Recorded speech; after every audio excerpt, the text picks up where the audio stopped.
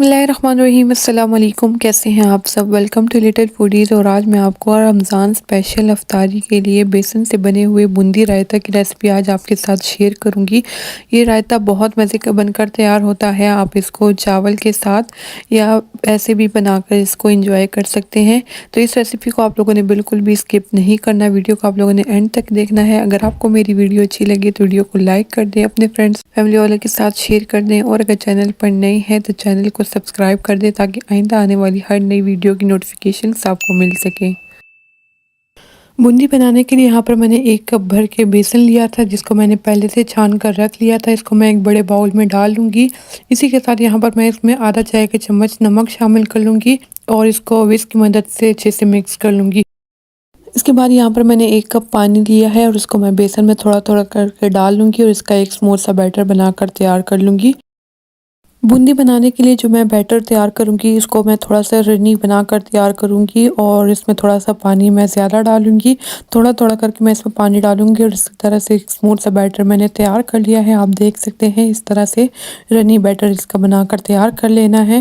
ہمارا بیٹر بالکل تیار ہو چکا ہے۔ اس کے بعد یہاں پر میں نے آئل کو پہلے سے گرم ہونے کے لیے رکھ دیا تھا۔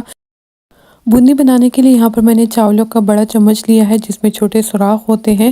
ایک چمچ کی مدد سے یہاں پر میں اس میں بیٹر کو ڈال لوں گی اور نیچے اس میں سے چھوٹی چھوٹی سی بوندیاں بن کر تیار ہوں گی۔ آئل میں اس کو میڈیم فلیم پر پکاؤں گی اور اس کے اوپر لائٹ گولڈن کلر آنے تک اس کو پکا لینا ہے۔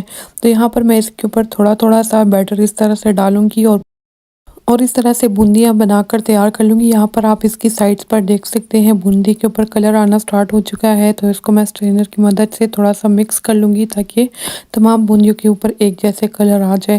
اس لیے بہت جلدی سے بن کر تیار ہو جاتی ہیں اور بہت کرسپی اور بہت مزے کی یہ بن کر تیار ہوتی ہیں۔ جب بوندی کے اوپر اس طرح سے لائٹ گولڈن کلر آ جائے تو اس کو میں اسٹرینر کی مدد سے نکال کر اس کو ٹیشو کے اوپر پھیلا دوں گی تاکہ اس میں جتنا بھی ایکسٹرا آئل ہے وہ نکل جائے، اور ان بوندیوں کو میں ٹھنڈا ہونے کے لیے رکھ دوں گی۔ جب یہ بوندیاں بالکل ٹھنڈی ہو جائیں گی تو یہ بالکل کرسپی اور بہت مزے کی یہ بن کر تیار ہو چکی ہیں۔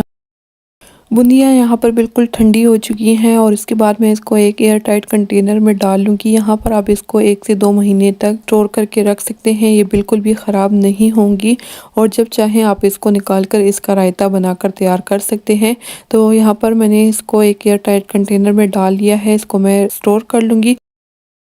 اب اسی بوندی سے میں رائتہ بنا کر تیار کر لوں گی۔ اس کے لیے یہاں پر میں نے 1 کپ بوندیاں لی ہیں اور اس کو میں ایک بڑے باؤل میں ڈال لوں گی۔ یہ بوندی کا رائتہ گرمیوں میں بہت ریفریشنگ اور بہت مزے کا لگتا ہے۔ اسی کے ساتھ یہاں پر میں اس میں 1 سے 1.5 کپ پانی شامل کر لوں گی جس میں یہ بوندیاں اچھے سے سوک ہو جائیں گی اور یہ بوندیاں پھول جائیں گی اور سائز میں ڈبل ہو جائیں گی اور اس کا کلر بھی لائٹ ہو جائے گا۔ تو یہاں پر میں اس کو ہلکا سا مکس کر کے اس کو 5 سے 7 منٹ کے لیے ایسے ہی چھوڑ دوں گی۔ رائتہ بنانے کے لیے یہاں پر میں نے ایک دوسرا بڑا باؤل لے لیا ہے جس میں 1 کپ بھر کے دہی شامل کر لوں گی اور اس کو میں وسک کی مدد سے اچھے سے مکس کر لوں گی۔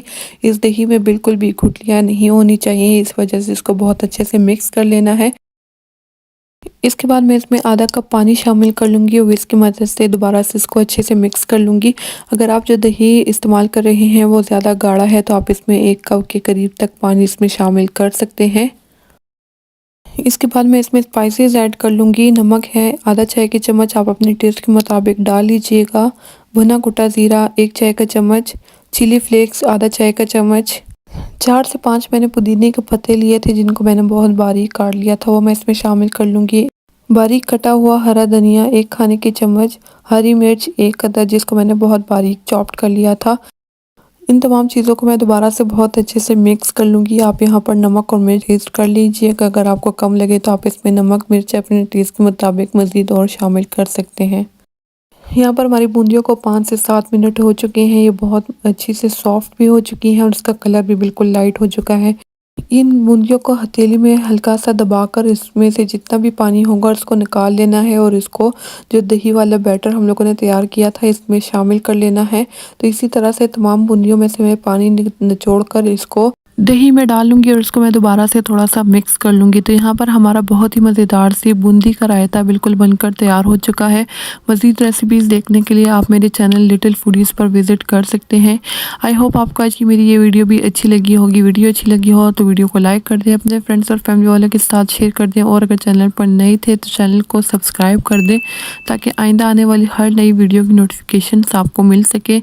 इसके अलावा आप मुझे फेसबुक, इंस्टाग्राम और टिकटॉक पर भी फॉलो कर सकते हैं। उसका लिंक भी नीचे डिस्क्रिप्शन में मौजूद है। अपनी ढेर सारी दुआओं में मुझे, मेरी फैमिली को याद रखिएगा। Thank you. अल्लाह हाफिज़।